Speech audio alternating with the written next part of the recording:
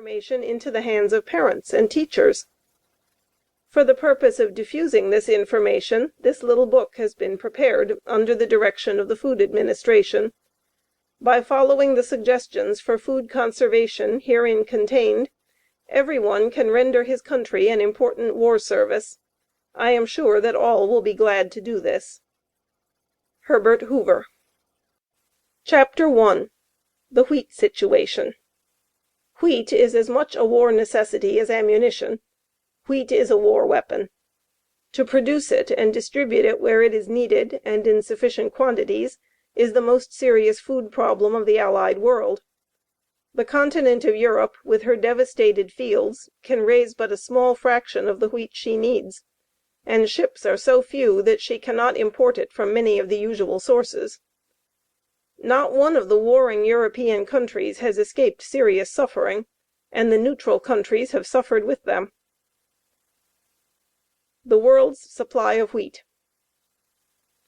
France, always an agricultural nation, was the most nearly self-sustaining of the Western Allies. Now 1/3 of her wheat fields are barren. Thousands of her acres have been taken by the enemy or are in no man's land.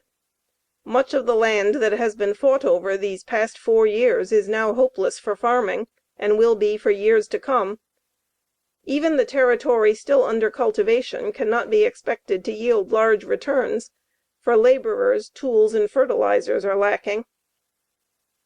The men who have left the fields to fight have been replaced chiefly by women, children, and old men, while furloughed soldiers at times help to bring in the crops. To get adequate return from the soil which has been tilled for centuries, tons of fertilizer are necessary. Fertilizers are an absolute necessity, and nitrates, one of the most important of them, can no longer be imported from Chile. The work animals have been driven off by the enemy or slaughtered for want of food, and mechanics are lacking to repair and replace the worn-out farm machinery. As a result of this, in 1917, France raised only enough wheat to supply 40% of her need, instead of 90% as in the pre-war years. In England, the situation is not much better. Unlike France, England has always imported far more wheat than she raised. But now, through vigorous effort, she alone of all the European countries has increased her cereal production, so that it has actually been doubled. Being free from the devastation of war at home, she has been able to convert the great lawns of her parks and country estates into grain fields. English women of all classes, an army of 500,000, are working on the land. At the same time, the consumption of wheat has been reduced. Even yet, however, the home-grown supply in England is only 1/4 of the wheat required. In Belgium the devastation is so complete that the women, children, and old people left there would die of famine if food were not sent to them.